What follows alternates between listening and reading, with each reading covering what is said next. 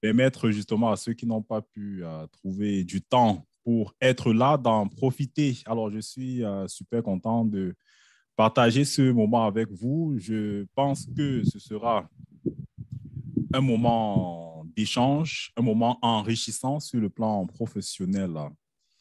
Alors, c'est vrai que la plupart de ceux qui se sont connectés me connaissent principalement sur YouTube. Alors, on aura l'occasion d'avoir un échange réel. Hein. Ce ne sera plus quelque chose de complètement passif où vous irez regarder tout simplement des vidéos. Donc, c'est un échange informel.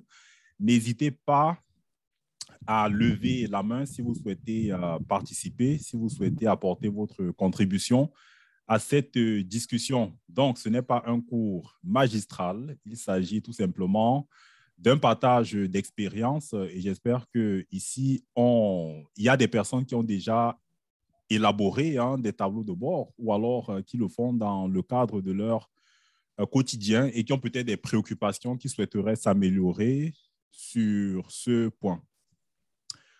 Alors, qu'allons-nous voir? Je vais vous partager mon écran pour qu'on puisse voir brièvement ce qu'il y a lieu de faire aujourd'hui comme activité. Bon, peut-être avant de commencer, est-ce qu'il y en a qui ont des préoccupations quelconques sur les tableaux de bord ou alors sur un autre sujet avant qu'on puisse rapidement dérouler ce qui a été prévu?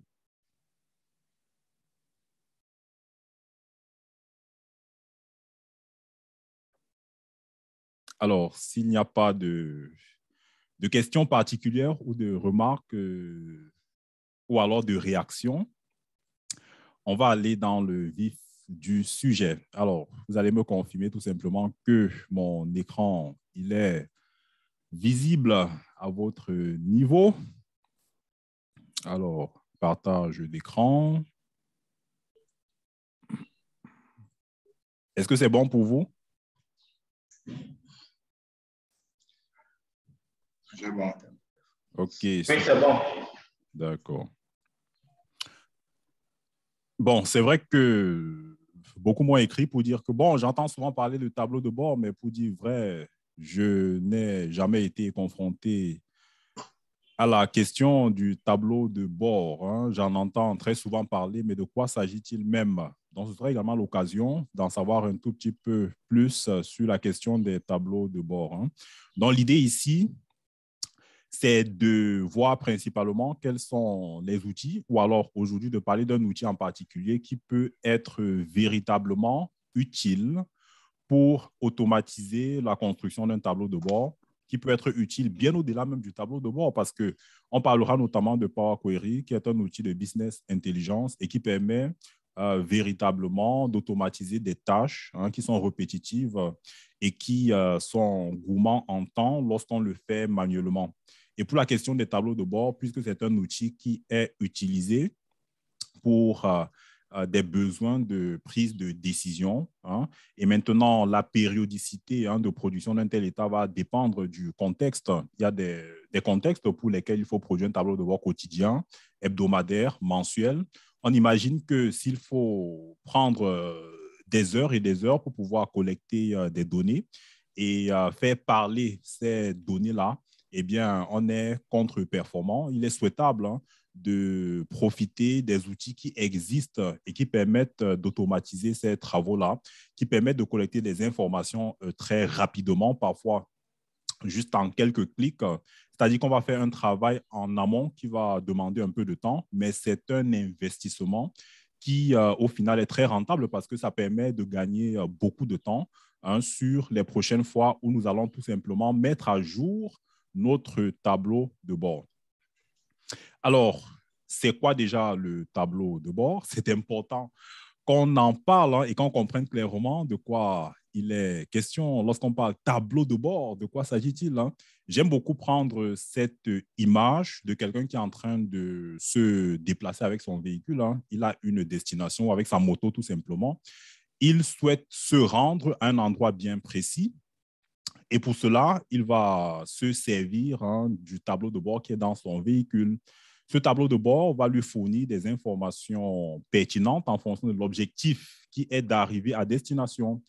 Ces informations pertinentes, ce sera par exemple la jauge d'essence qui va lui indiquer s'il a suffisamment de carburant pour arriver là où il souhaite aller.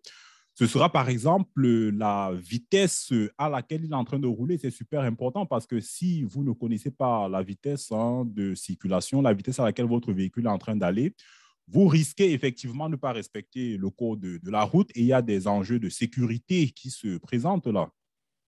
Dans le tableau de bord ici va être cet outil qui est dans son véhicule et qui lui fournit des informations pertinentes sur la vitesse, sur le niveau d'essence et sur d'autres informations également qui vont l'aider justement à s'ajuster pour pouvoir atteindre son objectif. Ça lui permettra donc d'engager des actions correctives en fonction de ces informations pertinentes qu'il reçoit. Vous remarquerez également que pour parler de notre image du tableau de bord, il n'y a pas 1000 informations, c'est 2, 3, 4 informations importantes qui vont aider notre conducteur, notre automobiliste à atteindre son objectif qui est celui d'arriver à bon port, là où il est en train d'aller. Donc, de manière similaire, au sein de l'entreprise également, on va mettre en place des tableaux de bord ou un tableau de bord qui va être un outil de pilotage, un outil d'aide à la prise de décision. Donc, naturellement, cet outil va bien entendu porter sur un document qui va tenir sur une page. Un tableau de bord, ce n'est pas un document super épais de plusieurs pages, absolument pas. C'est un document, il est recommandé tout simplement de construire un tableau de bord sur une page. Et lorsque on prend cette page, on a des informations qui sont significatives et qui vont donc présenter des indicateurs de performance. En anglais, on parle de KPI, de Key Performance Indicator, qui permettent donc de savoir en fonction des objectifs de performance qui ont été fixés. Bien entendu, tout dépend ici de là où on va, tout dépend de la forme de l'entreprise, tout dépend des objectifs que les propriétaires de l'entreprise ont. Donc, en fonction du cap qui a été décidé par le management, le tableau de bord va donc fournir des informations pertinentes qui vont aider au pilotage, qui vont aider à la prise de décision, qui vont aider justement à engager des actions de progrès qui vont permettre ici de réaliser l'objectif. Donc, on a parlé d'outils de pilotage, on a parlé de mesures, parce qu'effectivement, on ne peut pas parler de tableau de bord sans mesure. Quand on parle d'indicateurs de performance, ici, il est question de mesurer l'atteinte de l'objectif. Donc, il faut une valeur, il faut quelque chose qui nous permet de savoir à quel niveau on se trouve sur l'atteinte, n'est-ce pas, des objectifs. Dans le tableau de bord, on l'a dit, c'est un outil de pilotage, c'est un outil qui permet de mesurer les objectifs de l'entreprise au fur et à mesure qu'elle avance vers la réalisation de sa stratégie. Donc, c'est un document suffisamment assez synthétique, il n'est pas long, il doit tenir sur une page. C'est un document qui ne comporte pas 1000 indicateurs, il comporte les indicateurs les plus importants, les plus pertinents en fonction de la destination que nous avons. Donc, c'est ça le tableau de bord. C'est pourquoi il est complètement différent de ce qu'on appelle le reporting. Le reporting, à l'inverse du tableau de bord, c'est un rapport. C'est un rapport d'activité. C'est un rapport qui rend compte de ce qui s'est déroulé au cours d'une période. Le rapport d'activité, on va par exemple produire un rapport d'activité au sein d'une direction. On peut produire un conseil d'administration peut produire un rapport d'activité à destination des actionnaires. Alors, pour produire ce rapport d'activité, comme on est en train de le dire, ça va présenter des faits significatifs.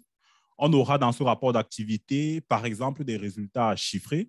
On aura un suivi de l'avancement. Un rapport d'activité, en raison même de la nature du document, ne va pas tenir sur une page. Un rapport d'activité en général, c'est un compte rendu de l'activité et qui va donc présenter des faits significatifs, par exemple sur l'aspect commercial, sur la gestion, sur l'endettement de la société, sur l'aspect RH, etc. Donc, tout dépend de la nature du document, mais toujours est-il qu'à l'inverse du tableau de bord qui est plus synthétique, le rapport d'activité est un document qui tend plus vers l'exhaustivité afin de rendre compte du déroulement de l'activité sur une période. Donc, voilà un peu déjà à ce premier niveau de notre discussion.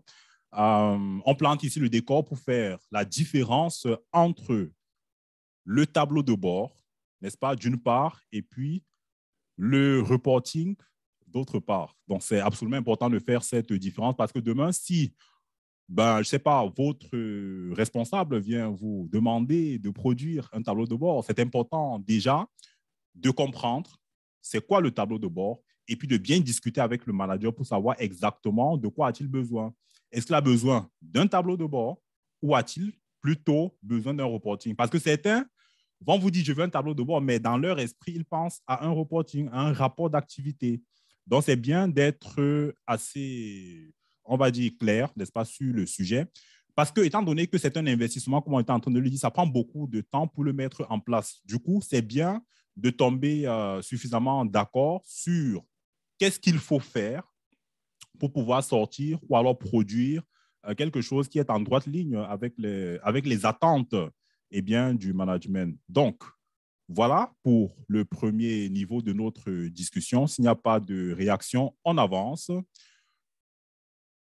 Il n'y a pas de réaction, il n'y a pas de réaction. OK, on va donc avancer pour parler cette fois-ci de la notion d'indicateur de performance. Alors, vous allez remarquer que sur la chaîne YouTube, il y a une vidéo qui a été produite sur la notion d'indicateur de performance. Oui, monsieur Alain Matondor, vous avez une question apparemment.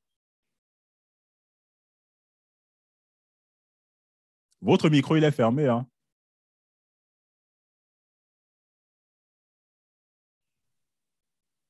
Vous m'entendez? Très bien. Allô? Allô? C'est bon. Oui, donc ouais, je voulais dire que je voulais revenir sur les tableaux de bord. Bon, c'est vrai, j'ai suivi souvent, effectivement, il y a toujours une confusion tableau de bord, reporting. De la petite expérience que j'ai au niveau de tableaux de bord, les tableaux de bord, lorsqu'on est par exemple dans le service de comptabilité, pour les tableaux de bord que j'ai pu utiliser, c'est que vous avez, la direction générale avait besoin qu'ils puissent avoir une facilité de mieux saisir les charges d'exploitation. Donc, toutes les charges d'exploitation, donc, vous voyez toutes les comptes de la classe 6. Ils avaient aussi dans le tableau de bord, il va avoir la possibilité d'avoir une vue de la trésorerie. Et puis, il y avait un aspect sur les impôts. Donc, beaucoup plus les comptes de la classe, les impôts, quand pas des impôts, c'est le 44. Donc, par exemple, connaître la TVA, voir la TVA due, si nous avons un crédit d'impôt. Donc, le tableau de bord que j'animais, c'était beaucoup plus résumé à ce genre d'informations. Donc, c'était de janvier à décembre. Donc, en fait, des informations de la comptabilité que je récupère et que je mettais. Donc, par exemple, pour le mois de janvier, j'avais toutes les charges d'exploitation. Bien entendu, les charges sont courantes et puis la partie salariale. On mettait pour le mois de janvier, ainsi que la trésorerie, donc les soldes de trésorerie bancaire, ainsi que la trésorerie caisse. Pour les impôts, tout ce qu'on devait au niveau des impôts, de la situation qu'on avait, la situation réelle qu'on avait au niveau des impôts, c'est-à-dire que la TVA due beaucoup plus, nous avons inclus le TVA, le solde d'IS, par exemple. Alors, donc, c'est ça qui constitue pour moi mon tableau de bord. Et donc, chaque mois, lorsque je passais de janvier, lorsqu'on passe en février, on faisait comme une comparaison, c'est-à-dire qu'on remettait les charges comptables qu'on avait au niveau du mois de février. Et ça permettait donc, au niveau de la direction, de se rendre compte, même à mon niveau. C'est vrai que ça peut être fait au niveau comptable, mais dans ce tableau Excel, tableau de bord, on avait la possibilité, effectivement, par exemple, d'avoir une idée de la charge que nous avons eue au niveau de la consommation d'eau, donc le 60-51 par exemple, 60, 51. En janvier, nous avons une telle charge. Et au niveau de février, sur la même ligne, nous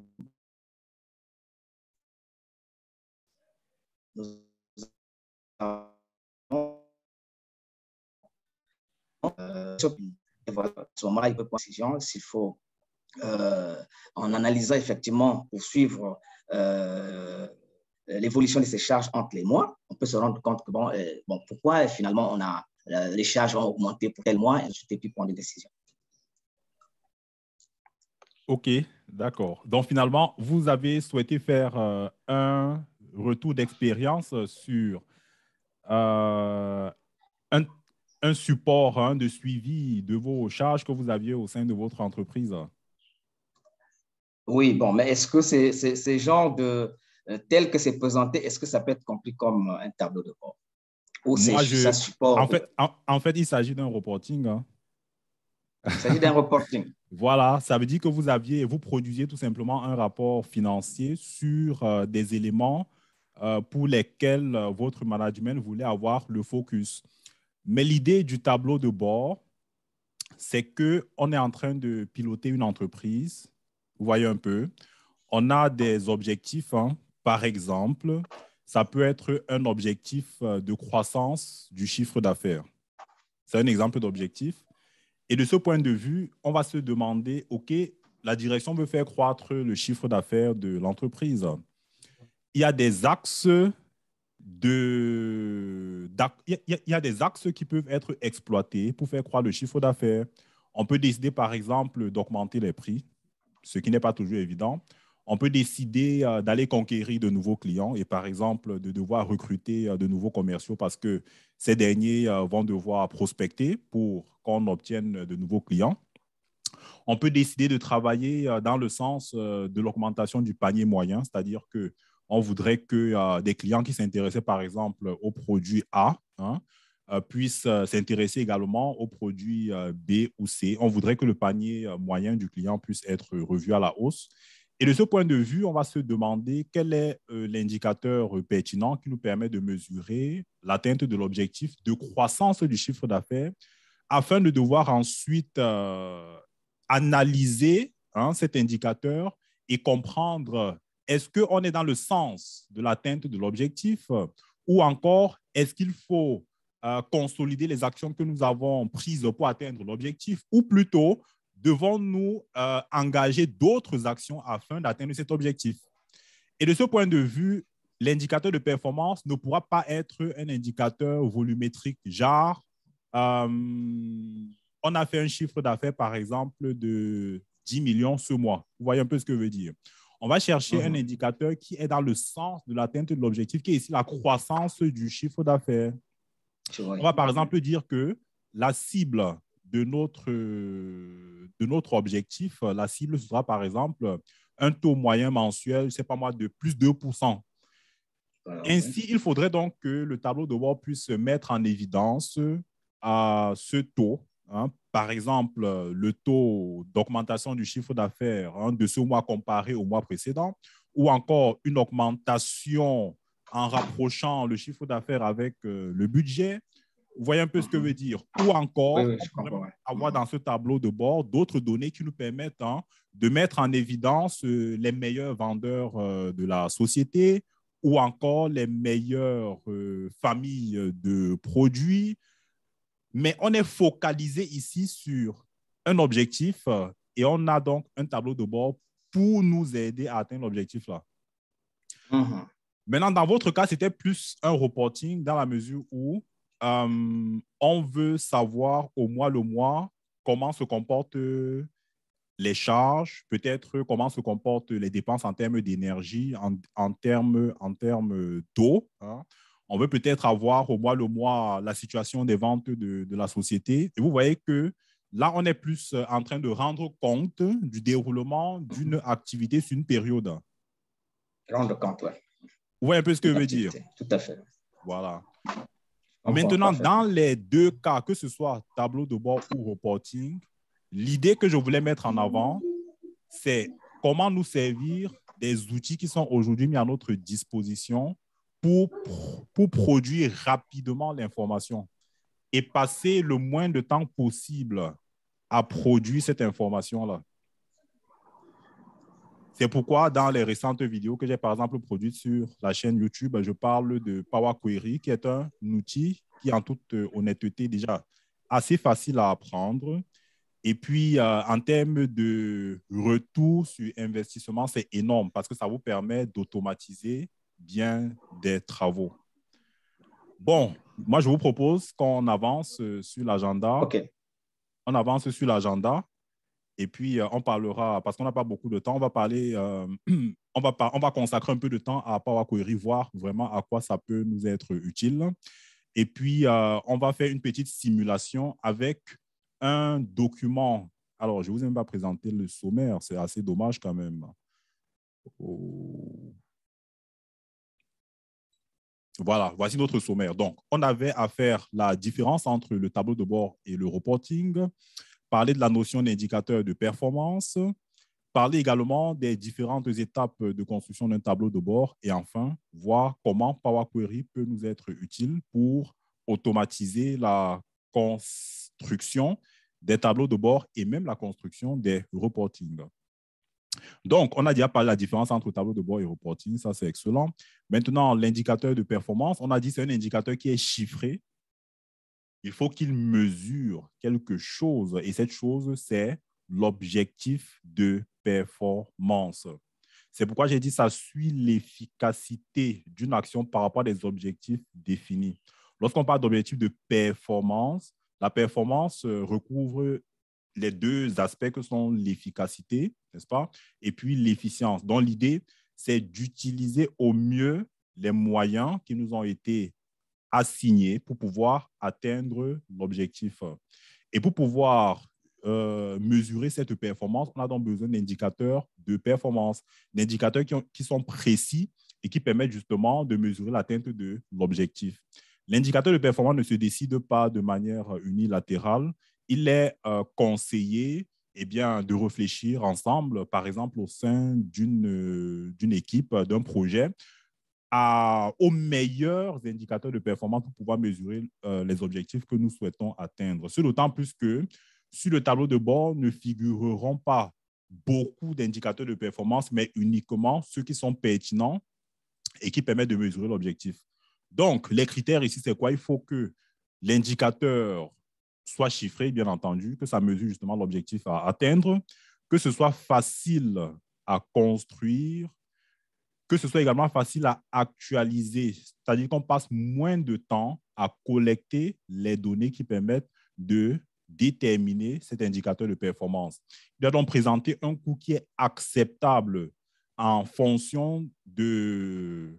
C'est-à-dire qu'on doit toujours faire un bilan coût-avantage, hein, c'est-à-dire qu'on doit comparer les avantages qu'apporte cet indicateur de performance avec le coût qu'il est nécessaire d'engager pour l'obtenir. Ensuite, ça doit être un indicateur qui est fiable, c'est-à-dire qui n'est pas remis en question par quiconque, hein, parce que lorsqu'on veut, on va dire, motiver des salariés, même pour des questions de gestion des ressources humaines, on va au début de l'année fixer des objectifs qu'ils doivent atteindre. Et puis, à un certain moment de l'année, peut-être au milieu, on va faire une évaluation intermédiaire pour voir s'ils sont en train d'aller dans le sens de l'atteinte de cet objectif. Et en fin d'année, on fait une évaluation finale. Hein. Il faudrait donc que l'indicateur de performance soit fiable et qu'il ne soit pas remis en question, n'est-ce pas? Et enfin, il doit être orienté vers l'action en ce qu'il doit permettre de prendre de bonnes décisions qui vont aider à l'atteinte de l'objectif. Alors, pour notre tableau de bord dont on a parlé au début, les étapes de sa construction, il faudrait analyser les besoins de l'entreprise. Hein. On a besoin d'un tableau de bord, c'est pour suivre quoi? Est-ce que c'est pour suivre tout simplement la consommation du budget? Hein? Ça peut être également intéressant. Donc, ça, c'est les besoins de moyen terme. Est-ce qu'on a besoin d'un tableau de bord pour suivre la performance d'une activité opérationnelle bien précise? Hein? Ça peut être l'activité de production tout simplement. On veut par exemple suivre les freins ou les pertes de production. Ça peut être également intéressant, les pertes de gestion. Est-ce que c'est pour ce suivi-là qu'on a besoin d'élaborer un tableau de bord? Il faut analyser quels sont les besoins de l'entreprise avant de démarrer le travail pour quel objectif souhaitons-nous produire notre tableau de bord? C'est sur quel horizon temporel? On va devoir mettre à jour ou alors on va devoir communiquer sur ce tableau de bord à quelle fréquence? Est-ce que c'est toutes les semaines? Est-ce que c'est tous les mois? Est-ce que c'est tous les trimestres? Pour cela, il faut bien comprendre le fonctionnement de l'entreprise. Ça, c'est absolument important pour pouvoir produire un tableau de bord pertinent. Il faut également sélectionner les indicateurs de performance appropriés en fonction, bien sûr, des besoins qui ont été identifiés. Et puis, concevoir quels sont les outils qui vont nous aider à présenter justement l'information attendue. Quel est le graphique qui va nous être utile? Est-ce qu'on aura besoin de présenter des tableaux? Est-ce qu'on aura besoin l'accès aux sources des données? Est-ce que c'est aisé? Et puis, cinquièmement, il faudrait absolument être capable d'actualiser ce tableau de bord. Et comme je le disais, Power Query permet de faire une actualisation assez rapide. En un seul clic, normalement, un tableau de bord bien conçu, ben, il est tout simplement actualisé. Donc, c'est pourquoi en amont, il y a un travail de brainstorming qui doit être effectué pour pouvoir élaborer un bon tableau de bord. Il est toujours conseillé de partir, bon, naturellement, partira d'une feuille blanche parce que s'il faut prendre un tableau de bord n'importe où pour commencer à travailler avec, ça peut être un peu compliqué. Donc, c'est conseillé de partir vraiment d'une feuille blanche, de faire un travail sur un papier, hein, un papier réel, ou encore de le faire même directement sur Excel afin de construire qu'est-ce qu'on veut faire. Donc, à ce titre, on va par exemple faire, je vais vous montrer un exemple ici. Un exemple qui montre justement qu'il est important. Vous voyez par exemple ici, je pense que ma feuille Excel, là, elle est visible à l'écran. On a par exemple ici un brouillon, voilà, un draft de tableau de bord qui devrait être construit. On est en train de réfléchir aux objectifs de croissance du chiffre d'affaires de la société. Et on a une cible, n'est-ce pas? La feuille n'est pas visible. La feuille n'est pas visible. C'est pas visible? Ouais, c'est bon maintenant. OK. Bienvenue, monsieur Ngameni. OK. Donc, on disait... Merci, Jean. Je suis là depuis. Hein. Je suis là depuis le début. OK, d'accord. Alors, ici, on disait, voici un exemple, n'est-ce pas, de tableau de bord. On a un objectif de croissance du chiffre d'affaires et on s'interroge quel est le document qu'on doit élaborer pour nous aider justement à atteindre cet objectif-là. Donc, du coup, on travaille d'abord sur un draft afin de réfléchir à quels sont les éléments qui vont nous être bénéfiques. Par exemple, sur ce draft, on a ce premier carré. Bon, ici, j'ai naturellement le titre du tableau de bord. J'aurai donc ce premier carré où je vais avoir le principal indicateur qui est ici le taux de croissance du chiffre d'affaires. Donc, du coup, j'ai besoin de présenter sur cette ligne les ventes du mois en cours et puis en dessous d'avoir les ventes du mois précédent. Et là, j'aurai tout simplement un pourcentage d'augmentation. Alors, ici à droite, je voudrais m'intéresser à ceux qui sont à la tête de la force de vente. Je voudrais pouvoir mettre ici en évidence les 3 meilleurs chefs commerciaux, on va dire ça comme ça, en affichant ici le résultat, c'est-à-dire le nom, hein, et puis le résultat atteint sur le mois en cours, idem pour le deuxième, idem pour le troisième. Hein. Et ici en dessous, je voudrais avoir pour chaque famille d'articles les ventes du mois comparées aux ventes du mois précédent et mettre ici en évidence les pourcentages. Hein. Et là, je voudrais également afficher la tendance des ventes globales sur la période. Hein. Et puis ici en dessous, je veux avoir les meilleurs clients. Hein. Je veux les afficher ici, les meilleurs clients. Et là, les meilleurs commerciaux, les meilleurs vendeurs. Donc ça, c'est un travail qui se fait en amont. C'est-à-dire que c'est important de savoir où on va. C'est Sénèque qui disait que celui qui ne... Il n'y a pas de vent favorable pour qui ne sait où il va. Donc, ça, c'est le tableau que nous voulons présenter. Et puis maintenant, on va se demander quelles sont les données qui vont m'aider à construire ça de manière automatisée pour que demain, lorsque je passe d'un mois à un autre, tout ce que j'aurai à faire, c'est changer la source de mes données ou alors importer tout simplement les données correspondantes et venir ici dans Données, je viens sur Actualiser tout. Hein, je clique sur Actualiser tout et j'actualise tout simplement mon document. C'est ça l'idée. Hein. Je fais un premier travail qui me prendra du temps pour construire mon tableau de bord et puis, dorénavant, tout ce que j'aurai à faire, c'est actualiser. Ceci est valable pour les tableaux de bord, C'est valable également pour les documents de reporting. C'est valable aussi pour toute tâche que je fais sur Excel et qui me prend beaucoup de temps. Alors, si on est sur la même longueur d'onde, on va tout simplement avancer. Est-ce qu'il y a des préoccupations jusqu'ici avant qu'on puisse progresser?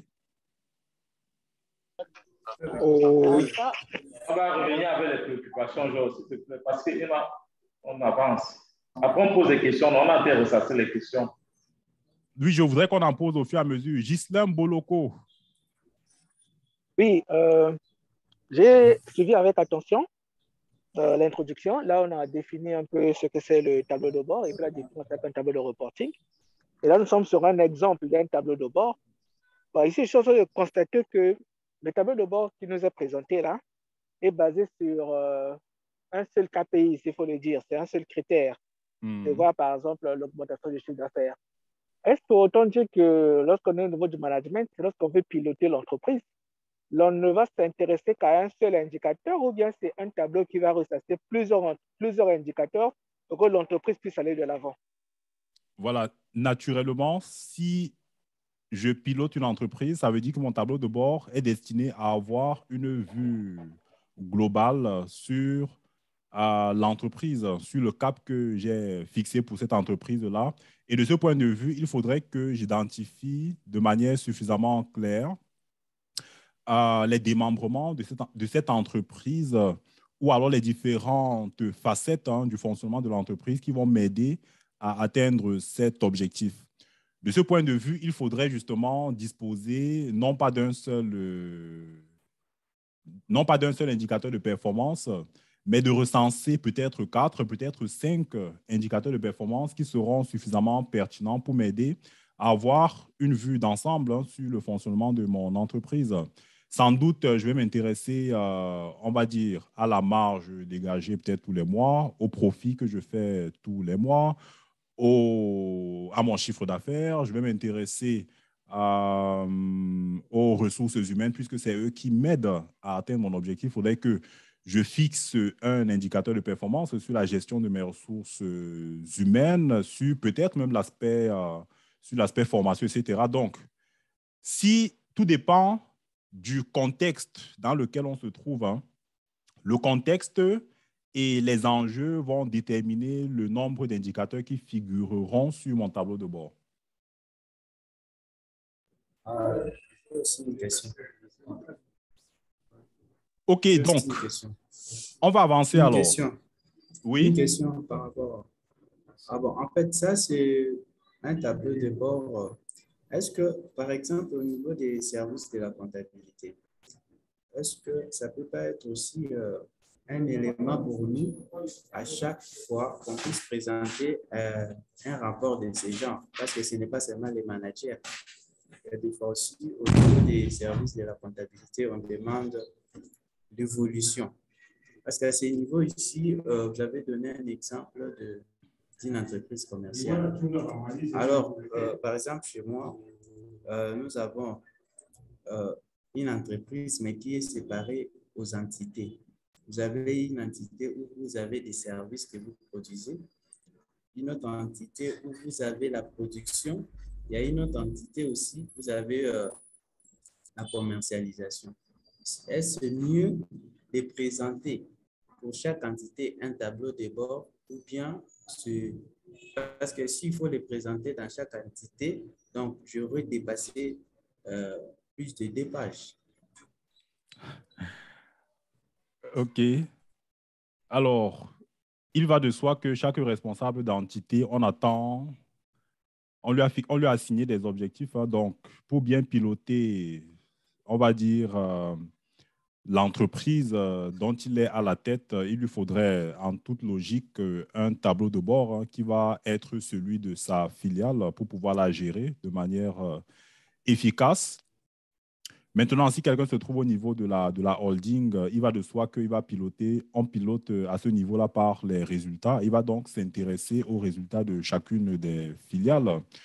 Donc, il devrait également, à son niveau, disposer d'un tableau de bord qui devrait pouvoir faire ressortir pour chacune des filiales l'évolution des indicateurs de performance qui ont été déterminés en amont. Vous voyez un peu ce que je veux dire? Voilà.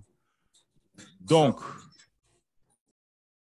on va donc progresser pour parler présentement de qu'est-ce que Power Query peut donc nous aider à faire sur la question des tableaux de bord. Alors, je vais repartager mon écran Excel. Donc, ici, on a expliqué qu'il s'agissait on va dire, du draft de notre tableau de bord. Maintenant, il faudrait avoir un onglet de calcul qui va donc nous permettre de faire figurer ici les différents calculs qu'on a besoin d'effectuer, les graphiques même qu'on va produire, les fonctions qu'on va utiliser, etc., pour qu'au final, on puisse présenter ce que nous avons ici sur notre draft. Naturellement, on va créer un nouvel onglet pour le tableau de bord final. Alors, aujourd'hui, vu la contrainte de temps, ce qu'on va faire, c'est tout simplement commencer le travail et on va le terminer prochainement. Donc, Power Query ici, c'est un outil de business intelligence, c'est un outil récent, mais il n'est plus vraiment récent parce que je pense qu'il est utilisable depuis déjà plusieurs années et il a marqué un progrès notable dans les outils de Microsoft parce que par le passé, pour pouvoir automatiser les travaux, pour automatiser des activités au sein d'une entreprise, il fallait absolument maîtriser le code de VBA. Voilà, je pense que vous connaissez de quoi je suis en train de parler. Il fallait maîtriser le code de VBA et son apprentissage n'est absolument pas aisé. Il fallait donc le maîtriser pour pouvoir automatiser un certain nombre de choses. Aujourd'hui, en réalité, sauf si vous souhaitez atteindre des niveaux de super excellence sur Excel, ce n'est pas indispensable. Et Power Query vous met à votre disposition un outil formidable qui vous permet d'établir une connexion entre votre tableau de bord et puis les données dont vous aurez besoin pour produire ce tableau de bord. Donc, Power Query, comme on le dit en anglais, c'est Get and Transform. C'est un outil qui vous permet d'obtenir en toute aisance les informations, quelles qu'elles soient, et deuxièmement, de les transformer. Donc, ça vous permet d'établir une connexion avec la source de données et deuxièmement, de transformer ces données afin de tirer d'elles ce dont vous avez besoin, des informations donc, qui sont prêtes à l'utilisation. Donc, lorsqu'on parle de get, ça, c'est le premier aspect, c'est-à-dire obtenir des données. Si je viens, par exemple, ici, alors, il y a de nouvelles personnes qui sont arrivées. Il faut que je les admette en salle. Donc, pour montrer à quel point Microsoft a travaillé sur ce sujet afin d'établir une connexion avec des données, quelle que soit leur source. Si je viens ici sur l'onglet « Données », n'est-ce pas? Vous avez ici « Obtenir des données ». À partir d'un fichier, vous pouvez obtenir des données qui se trouvent dans un classeur Excel, n'est-ce pas? Vous pouvez obtenir des données qui se trouvent en fichier texte ou même en fichier CSV parce que parfois, vous avez un fichier texte, mais seulement c'est rebutant de premier abord et vous demandez à votre responsable IT de devoir transformer le fichier texte en fichier afin de le mettre sur Excel, ce qui vous prend déjà un certain temps parce que c'est la dernière de ses préoccupations. Or, avec Power Query, vous établissez une connexion directe avec un fichier texte qui peut se trouver sur un serveur, qui peut se trouver sur votre disque dur ou ailleurs, n'est-ce pas? Alors, on peut également établir une connexion avec des données de type PDF. Il y a même une vidéo que j'ai produite là-dessus. On peut également établir une connexion avec une base de données SQL Server, une base de données Microsoft Excel. Et vous voyez ici la longue liste de bases de données sur lesquelles vous pouvez établir une connexion grâce à Power Query. Vous pouvez également, à partir de Power Query, aller directement sur le web. Si, par exemple, vous utilisez un intranet ou encore vous êtes dépendant d'informations qui sont présentes sur un site web, vous pouvez également établir une connexion avec ces données-là. Donc, c'est pour dire que Power Query, honnêtement, ils ont fait un travail fou pour vous aider à obtenir beaucoup plus aisément des informations. Oui, Nadine a levé la main, vous pouvez intervenir. Oui, bonjour. Quelle différence vous faites entre Power Query et Power Pivot? Je n'arrive pas à comprendre la différence. Entre eux? Power Query et Power Pivot. OK. C'est quoi la différence en fait? Voilà, on va y arriver. Donc, Power Query, on a dit, ça permet d'obtenir, get and transform, d'obtenir des données et de les transformer. Tout à l'heure, je vais vous illustrer comment on va utiliser les deux éléments, Power Query et Power Pivot. Power Pivot, lui, en français, Power Pivot, ça signifie tout simplement, on a la notion de pivot, n'est-ce pas, de tableau croisé. Donc, il vous permet de prendre une grosse masse d'informations et de la présenter sous une forme qui est synthétique. Vous voyez, par exemple, sur Excel, vous allez être limité. Pour ceux qui ont Excel, je pense, 2007, c'est limité à 65 000 lignes, quelque chose comme ça. Pour ceux qui ont Excel 2013, 2016, 2019, c'est limité à 1 million, je pense, et quelques de lignes. Les outils de business intelligence n'ont pas de limitation en termes de lignes, que ce soit Power Query ou Power Pivot. Ils permettent de traiter des informations, quelle que soit la volumétrie. Ça encore, c'est un autre avantage. Parce que si vous avez un grand livre, vous êtes peut-être dans une grosse industrie, une grosse boîte où les lignes d'information sont tellement denses. Et lorsque on met à votre disposition le grand livre, vous ne pouvez même pas le déposer sur une feuille Excel. Parce que le grand livre dépasse, c'est peut-être 2-3 millions de lignes. Mais avec les outils de business intelligence comme Power Query ou Power Pivot, eh bien, vous avez la possibilité de...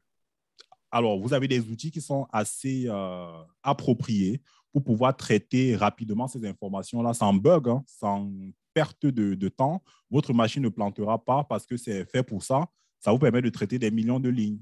Donc, Power Query, on a dit, ça permet d'obtenir et de transformer des informations, n'est-ce pas?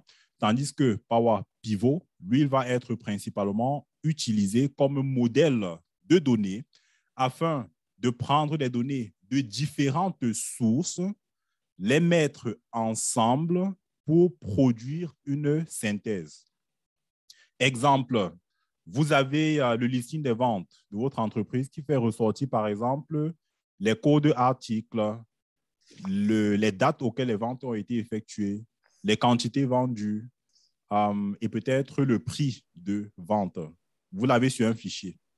Maintenant, de l'autre côté, vous avez un autre fichier où vous avez les données sur les clients. Ça vient du master data. Vous avez les données sur les clients, les codes de clients, les noms des clients, les adresses des clients.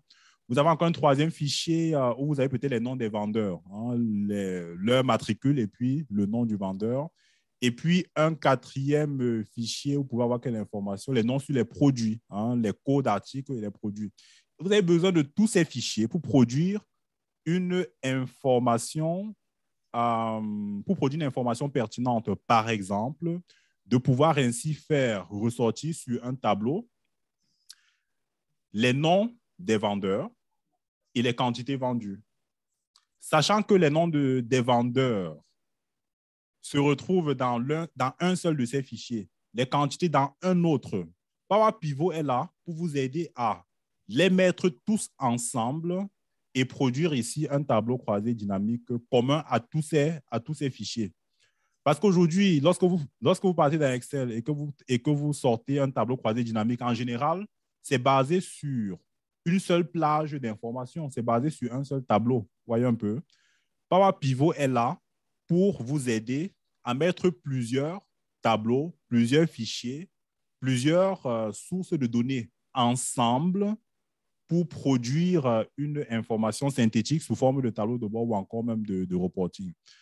Donc, c'est ça les progrès qui ont été réalisés et il est important qu'on puisse justement utiliser ces progrès-là plutôt que d'être complètement ignorant de ce qui est faisable et de devoir justement passer des journées entières pour réaliser parfois des travaux et ne plus avoir du temps pour les exploiter véritablement. Alors, je vous propose ici qu'on fasse une petite illustration de ce qu'on est en train de dire. Alors, je vais vous présenter un peu de quoi est-ce que je veux parler. Donc ici, bon, il faut que j'arrête ça et que je vous montre une fois le dossier. Pouf. Alors, je vais vous montrer ça. Non, c'est mieux que j'ouvre les fichiers d'abord. Hein. Bon, on va ouvrir un premier fichier. Très bien. Alors, je viens donc ici. On va partager quel fichier? Oh mince. Alors, je vais venir ici. On va partager. Très bien. Voici donc les données qui viennent, par exemple, de notre responsable master data. Ici, on a dans une feuille hein, les noms des vendeurs hein, ou alors des salariés de l'entreprise, tout simplement. Ici, on a le nom et là, on a le matricule, n'est-ce pas?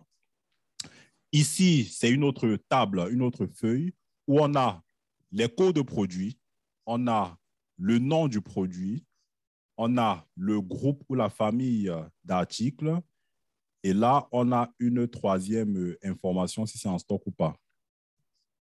Et puis, troisième fichier ou alors troisième feuille, on a le code du client, on a le nom du client et on a bien d'autres informations sur les clients. Donc, ça, c'est le premier fichier qui vient du master data, n'est-ce pas?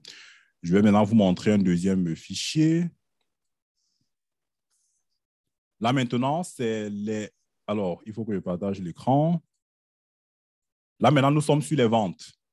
Ici, on a des ventes, c'est sur un fichier texte. Et je pense que vous êtes familier avec ce cas où vous recevez des ventes en fichier texte et ça vous rend vraiment malade parce que là, vous vous demandez, mais comment mettre ce fichier texte sur Excel? Et c'est un fichier texte qui se trouve sur des...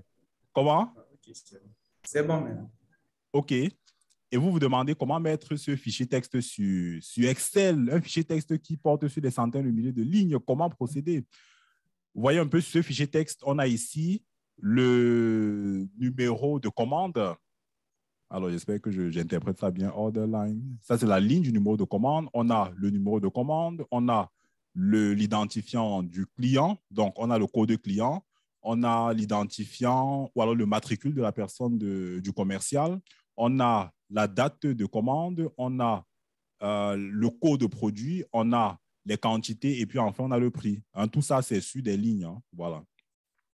Donc, vous avez toutes ces informations-là qui vont vous servir dans votre tableau de bord. Et l'idée, c'est quoi? C'est que vous allez vous servir de tous ces documents pour pouvoir, de toutes ces données, pour pouvoir produire votre tableau de bord pour que le mois prochain, quand on vous demande les infos ou alors on vous demande de présenter votre tableau de bord, que vous puissiez juste importer. Vous mettez un clic, vous changez la source des données pour ce qui est des données de vente et vous cliquez sur actualiser et votre travail est déjà terminé. Vous voyez un peu ce que je veux dire? C'est ça l'idée en fait. Être capable de pouvoir faire un travail d'investissement au début, mais après, vous n'avez plus qu'à actualiser vos données et vous n'avez plus rien d'autre à faire. Vous concentrez vos efforts sur autre chose. Donc, c'est ça l'idée. Alors, pour aujourd'hui, sachant qu'il ne nous reste plus beaucoup de temps, ce qu'on va faire, c'est travailler un peu sur Power Query et puis on va continuer ça prochainement. Alors, je vais donc importer le document qu'on avait du master data sur Power Query, c'est ce qu'on va faire aujourd'hui. Donc, je vais ouvrir ici le fichier Excel et vous le partager. Donc, je vous partage ici ce fichier Excel. C'est très bien. Donc, ce que je vais faire à présent, c'est tout simplement importer les données qui vont nous être utiles pour notre travail. Donc, ici, je suis dans l'onglet données. Qu'est-ce que je fais? Je viens dans obtenir des données. Si vos données sont sur un classeur Excel, qu'est-ce que vous faites? Vous venez à partir d'un fichier et ensuite à partir d'un classeur, tout simplement. Donc, si vous cliquez là, vous cherchez le classeur qui comprend votre information. Je viens sur Master Data et j'importe donc ça, tout simplement. Vous allez voir, il y a un écran qui va apparaître là. Vous le voyez l'écran, n'est-ce pas? Vous le voyez l'écran? Oui, on le voit. D'accord. Oui. Alors, sur cet écran, Oui, vous allez remarquer, ici, nous avons 3 tables, exactement les tables dont nous avions parlé tantôt, la table client, la table produit, la table également employé, c'est-à-dire la table des employés, y compris les commerciaux qui font les ventes au sein de l'entreprise. Et puis ici, en dessous, j'ai les feuilles, parce qu'il fait la différence entre la table et puis les feuilles. J'ai souvent parlé de comment créer une table officielle Excel. Ce sont ces tables-là qu'il a identifiées ici. Donc, vous voyez qu'il y a justement un intérêt à le faire. C'est facilement détectable dans les outils de business intelligence. On va donc devoir isoler uniquement les tables-ci et puis on laisse les feuilles parce qu'elles ne vont pas nous servir à quelque chose. Je viens donc sur transformer les données. Ensuite, il y a un second écran qui va apparaître pour pouvoir manipuler les données en question. Vous voyez ici sur cet écran, j'ai donc toujours ici les sheets, hein, ce sont des feuilles, et puis les tables en dessous. Donc, ce qui m'intéresse, c'est uniquement les tables. Je vais donc désélectionner les feuilles. Je retiens uniquement les tables qui vont m'être utiles. Donc, ce que je fais ensuite, c'est quoi? Je vais tout simplement, peut-être, pourquoi pas, renommer. Hein. Je vais renommer ce tableau, c'est-à-dire que la première feuille, là, c'est Master Data. On va appeler ça Master Data tout court. Ensuite, je vais aller dans Fichier, fermer et charger dans. On va créer une connexion, tout simplement. Ne créer que la connexion. Alors, une fois que la connexion est créée, vous voyez que Power Query s'est déjà mis en marche. Il a établi ici une connexion entre cette feuille ou alors entre ce classeur et puis le deuxième classeur que voici. C'est vrai que vous ne voyez pas les données de ce classeur, mais ce sont des données qui sont en arrière-plan. Il y a une connexion ou alors une requête. Vous voyez ici, on dit requête et connexion. J'ai émis une requête, c'est une requête pour le moment, et il y a donc une connexion qui est établie avec des données. Ça veut dire que si les données qui sont dans Master Data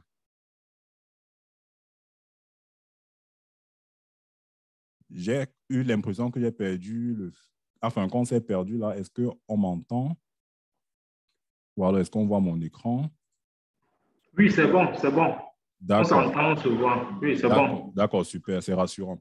Donc, on disait qu'on a établi une connexion, n'est-ce pas, avec la source de données. Ce qui signifie que si cette source, s'il y a une information qui change à l'intérieur, ça va être actualisé dans la connexion et dans le résultat que je souhaite obtenir sur cette feuille. Donc, étant donné que je veux tout simplement construire un tableau de bord sur les ventes, j'aurai besoin donc du master data là dans un premier temps. J'aurai également besoin du document sur les ventes. Mais voyez-vous, on n'a pas encore créé de véritables données sur les clients dans un premier temps, des données sur les produits, des données sur, il y a encore quel troisième élément, on a parlé des clients, des produits et des vendeurs également, donc les employés qui sont des commerciaux.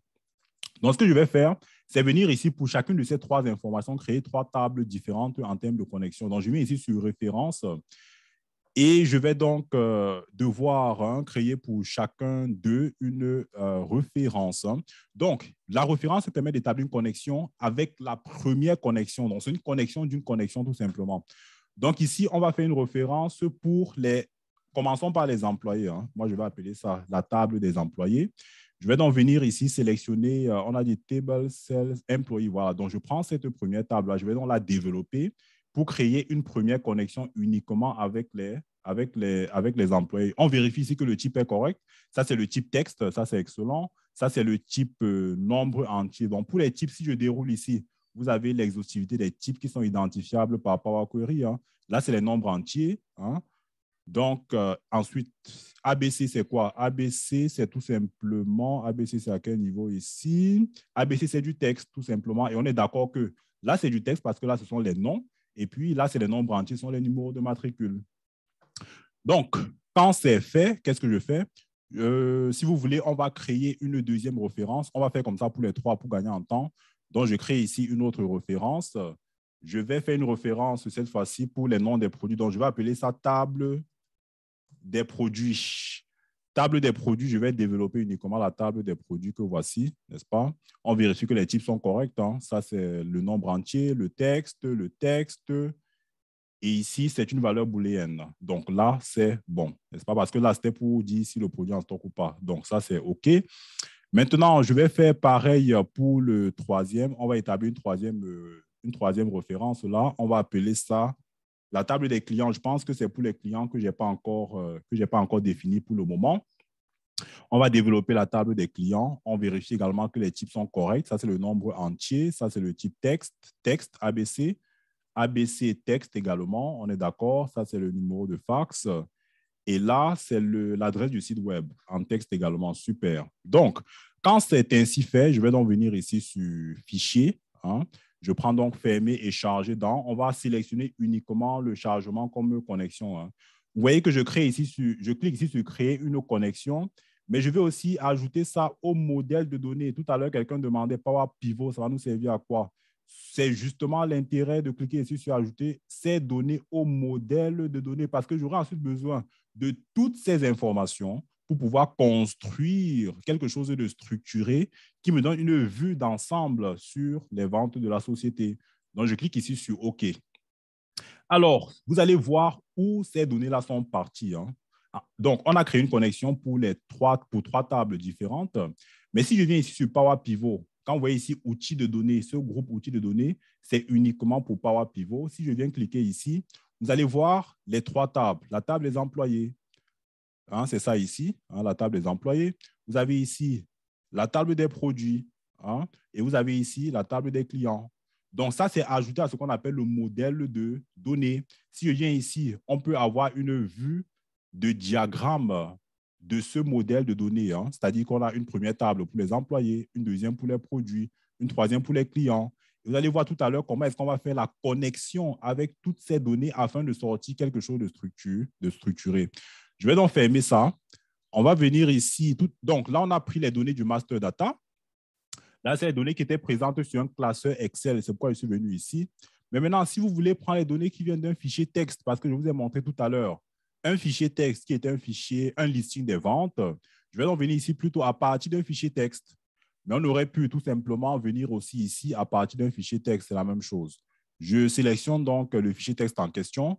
Et comme j'étais en train de le dire, si vos données sont sur un serveur, c'est aussi possible d'établir la connexion directement avec ce serveur. Donc, les données qui sont sur le fichier texte, les voici. Hein.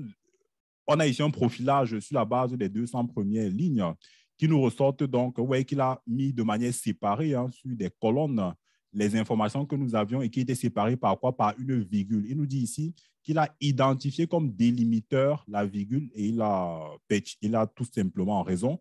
C'est bel et bien une virgule qui séparait chacune de ces colonnes. Je vais donc prendre de transformer les données parce que j'ai besoin de faire un minimum de transformation avant que ces informations soient utilisables. Vous voyez qu'ici, il a directement créé aussi une nouvelle requête hein, dans Power Query. Et là, la requête, il appelle CLS Data. Mais si ce nom ne me plaît pas, je change, je viens, je dis c'est la table des ventes, tout simplement. Je viens là, je mets table des ventes. Ensuite, je vérifie que le type d'information, c'est correct. Hein. Mais pour faire une vérification exhaustive, vous pouvez venir ici changer. Ici, c'est profilage d'une colonne en fonction des 1000 premières lignes. Mais il peut se trouver que les 1000 premières lignes ne soient pas suffisantes pour l'aider à détecter hein, le type des données. Parce que ici, on a une étape de source. Hein. Ça, c'est la source de mes informations. Vous voyez qu'ici, j'ai l'adresse du fichier dont il s'est servi. Ici, j'ai la promotion des en-têtes. Il a identifié que la première ligne correspondait aux en-têtes des colonnes. Ici, j'ai la modification du type, mais est-ce qu'il peut se tromper? Bien sûr, hein. Il peut se tromper. C'est ce qu'on va certainement voir ici. Parce que si je fais un profilage en fonction de l'ensemble du jeu de données, on va patienter un moment. Il me met ici un rouge parce que justement, sur les dates, il y a quelque chose qui ne va pas quelque part. On va ensemble aller jusqu'au fond. Je vais vous montrer pourquoi c'est justement important de prêter attention aux données de type date. Parce que le fichier qu'on utilise, c'est un fichier qui vient de la base de données de Microsoft, hein, une base de données publique qu'ils mettent à la disposition des entreprises pour effectuer des tests. Et vous allez voir quelque part là-bas en bas, il ne reconnaît pas très bien les dates. Pourquoi? Parce que dans le format des dates chez les anglo-saxons, nous, ici, on utilise voilà, vous voyez qu'ici, le 12, là, pour nous, ça veut dire, chez nous, par exemple, les francophones, c'est le mois, non? Alors qu'en réalité, le 12, là, chez les anglo-saxons, c'est plutôt le numéro du jour, tandis que le mois, il est plutôt sur l'extrême gauche. Vous voyez que pour corriger ça, je suis obligé de supprimer cette étape hein, des types hein, et de faire moi-même la création des types. Hein. On va donc changer ça dans les paramètres régionaux pour pouvoir restituer un type de date correcte en fonction de la source de ces données. Comme j'étais en train de le dire, ça vient de Microsoft. Donc, Microsoft c'est anglo-saxon, États-Unis. On va venir juste modifier ça ici. Alors, tout ce qu'on est en train de voir, ça ne devrait pas vous impressionner. C'est juste que si vous n'êtes peut-être pas très habitué, vous allez trouver que c'est compliqué, mais en réalité, ça n'a rien de compliqué une fois que vous vous habituez. Donc, là, je vais tout simplement demander qu'il me détecte le type de données des autres colonnes, hein. Je vais sélectionner les autres colonnes pour qu'on détecte automatiquement. Et là, quand on parle de Power Query, c'est vraiment ça la puissance de Power Query. Vous voyez, j'ai tout simplement sélectionné ces colonnes. Si je viens ici se transformer et je dis détecter le type de données, vous allez voir, la détection est faite automatiquement par Excel. Et on peut juste vérifier que c'est bien. Ça, c'est les 1, 2, 3, ça veut dire nombre entier, nombre entier, nombre entier, nombre entier. Ça, c'est très bien. Ici, nombre entier, ça, c'est le code article. Nombre entier sur les quantités, nombre entier sur les prix, ça, c'est excellent. Donc, ce que je vais faire maintenant, c'est tout simplement prendre les deux derniers. Comme ici, il n'y a pas de vente en valeur, or, j'en aurai besoin dans le tableau de bord. Je fais un clic droit. Je vais prendre... Bon, on va faire... Non, ne faisons pas un clic droit. Sélectionnons juste les colonnes. On va aller dans ajouter une colonne ici. Ensuite, on va construire une nouvelle colonne en venant ici multiplier. Très bien. Voilà. Vous voyez que la multiplication est faite automatiquement. Vous voyez que je n'ai saisi aucune fonction, n'est-ce pas? On va tout simplement renommer l'entête de la colonne là. On peut appeler ça montant vente, hein, tout simplement. On peut appeler ça montant vente. Vous voyez que c'est vraiment quelque chose de formidable. Sur Power Query, vous faites le minimum d'efforts pour un maximum de résultats. Donc, une fois que j'ai terminé avec ça, je peux même ici, ces étapes-ci que vous voyez, et puis ça, c'est encore quelque chose de particulièrement intéressant avec Power Query parce que chacune des étapes de votre travail est documentée. Vous voyez qu'au fur et à mesure que vous avancez, il vous donne par défaut des noms de ce que vous êtes en train de faire. Ici, il me dit que j'ai renommé des colonnes. Hein? Ici, c'était la multiplication insérée. Donc, vraiment, c'est quelque chose de formidable. Et vous pouvez même renommer vous-même, hein, plutôt que de dire colonne renommée. Vous pouvez écrire là, je ne sais pas moi, nouveau ou alors nom de vente. On met n'importe quoi, juste pour illustrer que c'est modifiable. Hein. Et ici, vous pouvez même, pour des besoins de traçabilité et pour aider vos collègues, vous pouvez venir ici, ajouter dans les propriétés une description, hein, ce que vous n'avez pas sur Excel. Sur Excel, quand vous travaillez, personne ne sait ce que vous avez fait. Hein. Mais sur Power Query, il y a cette notion de documentation qui est super utile et super importante. Donc, j'ai fini avec ça. Je viens tout simplement fermer et charger dans, n'est-ce pas? Et puis, on va charger ça également comme connexion.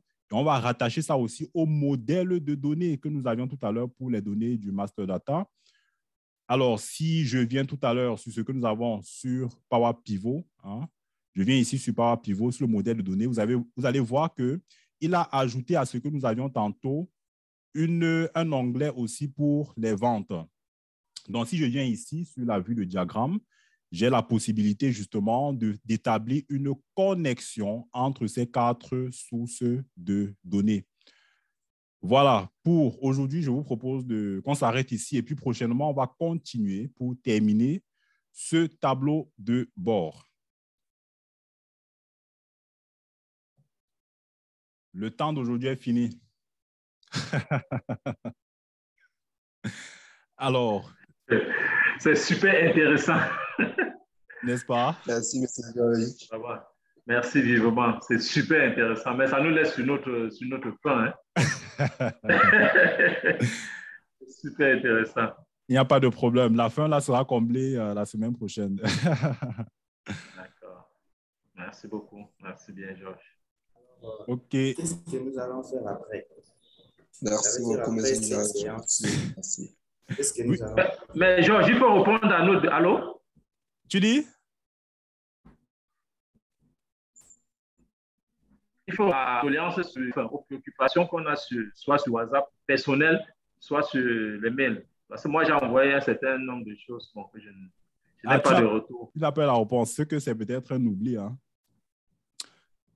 Il faut me renvoyer ça, s'il te plaît. D'accord. J'allais demander qu'est-ce que nous allons faire après cette vidéo pour avoir un peu de la maîtrise pour qu'à la prochaine séance, nous soyons à la page parce que moi, c'est du nouveau. Bon, je peux déjà vous promettre que ceux qui veulent bosser sur Power Query, vous aurez des formations qui vont vous aider justement à maîtriser cet outil que je vous invite vraiment à utiliser. Il y aura des formations assez pratiques pour vous aider à maîtriser les tenants et les aboutissants de Power Query et savoir comment l'utiliser. On verra dans cette formation comment l'utiliser de manière concrète dans les travaux du quotidien et vous verrez que ce n'est pas du tout compliqué. Maintenant, pour ceux qui sont déjà un peu avancés, il n'y a pas de souci. Je pense qu'ils vont se retrouver beaucoup plus aisément dans les prochains travaux qu'on fera dans ces échanges. Mais pour ceux qui ont un niveau de débutant, pas de problème. On aura des formations sur ce sujet. Alors, dans l'Excel 2016, il n'y a pas Power Query? Si, sur 2016, sur 2016, ce n'est pas directement. Ce qu'il faut faire, c'est aller importer le complément Excel Power Query, tout simplement. Donc, pour ceux qui ont des versions antérieures à Excel 2016, attends, 2016 même, je pense qu'il devrait en avoir, non? Oui, je viens de voir, non, sur 2016, c'est sur 2013 qu'il faut... C'est 2013 et 2007 qu'il faut importer. 2013, je pense qu'il faut importer. Ouais. Non, mais 2016, j'utilise 2016. Il n'y en a pas. Non. Non, il faut complément. Il faut aller dans complément. Il y en a. Ok, ça va, ça va. Voilà. OK.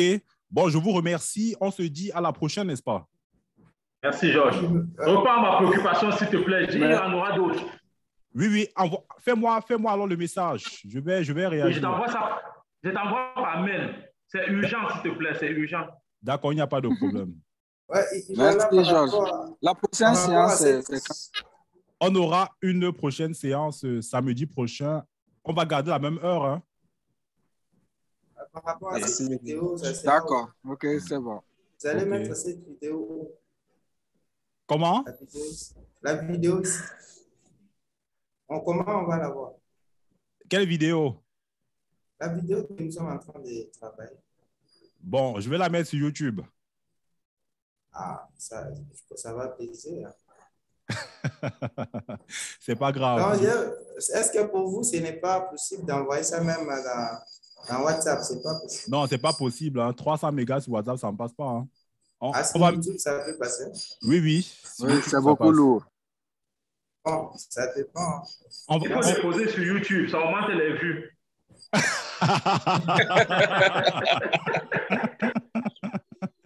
Merci beaucoup, Mélin. C'est vraiment ça l'objectif. Les vues seront augmentées. Oui, il a bien vu.